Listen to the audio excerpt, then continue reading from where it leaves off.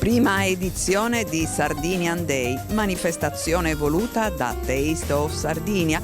Cucina tipica ma sempre con grande innovazione e l'utilizzo dei prodotti sardi. Beh, diciamo che con l'esperienza piano piano maturi una certa crescita anche nel valorizzare, che è quello che abbiamo sempre fatto, però nel spingerti un po' di più con gli abbinamenti, parlando sempre di territorio, di sostenibilità, perché quello è fondamentale, e valorizzare anche quelle piccole realtà, perché dietro un piatto c'è un mondo di persone che lavorano, di un mondo di persone che producono, che ci mettono il cuore e passione come lo facciamo noi. Noi siamo quelli che completiamo il cerchio di questa filiera sarda. È cresciuta la Sardegna anche nell'ambito della produzione di prodotti di nicchia.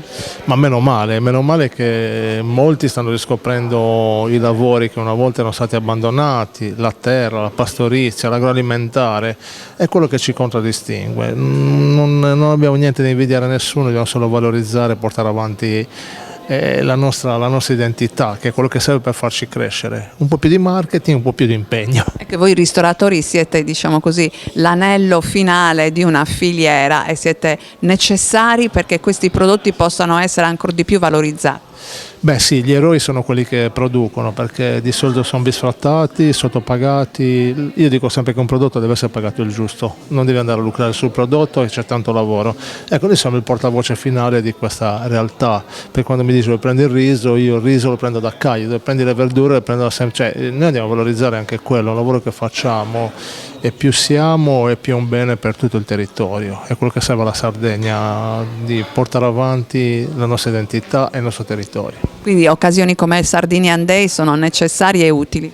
Beh sì, sono necessarie, sono utili, bisogna uscire un po' fuori dal continente per valorizzare i nostri prodotti, perché farlo sempre in casa, diciamo che il cerchio si stringe. Se riusciamo a uscire anche fuori, a valorizzarlo anche fuori, è un bene, perché dico, le eccellenze ci siamo, persone competenti ci sono, ragazzi giovani che sono affacciati in questo mondo ci sono, sta a noi dargli una spinta, aiutarli, però andando fuori a portare il nostro territorio oltre la nostra isola.